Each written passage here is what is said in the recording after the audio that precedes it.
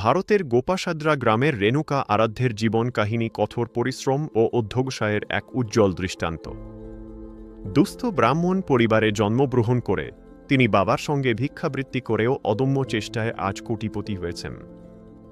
সেদিনের সেই ভিখারি এখন ৩৮ কোটি টাকার ব্যবসা সামলান এবং তার রয়েছে ৮০০টি গাড়ি।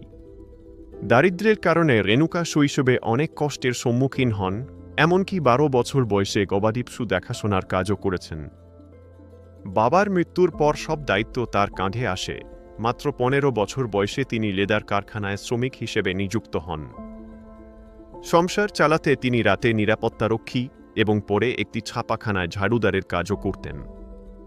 ছাপাখানার মালিক তার সততা দেখে মুগ্ধ হয়ে তাকে কম্পিউটারের বেসিক প্রশিক্ষণ দিয়ে কাজ দেন। এরপর সতীশ রেড্ডি নামে এক ব্যক্তির সঙ্গে পরিচয় হয়, যিনি তার জীবনে নতুন মোড় আনেন।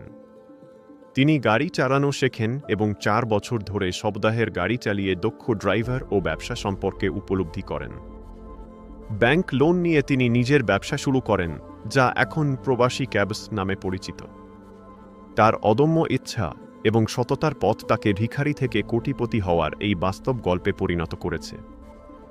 রেণুকা আরাধ্যের এই অনুপ্রেরণামূলক কাহিনী আমাদের শেখায় যে দারিদ্র্য কোনো বাধা নয়, বরং ইচ্ছাশক্তি আর পরিশ্রম দিয়ে জীবনে বড় কিছু করা সম্ভব।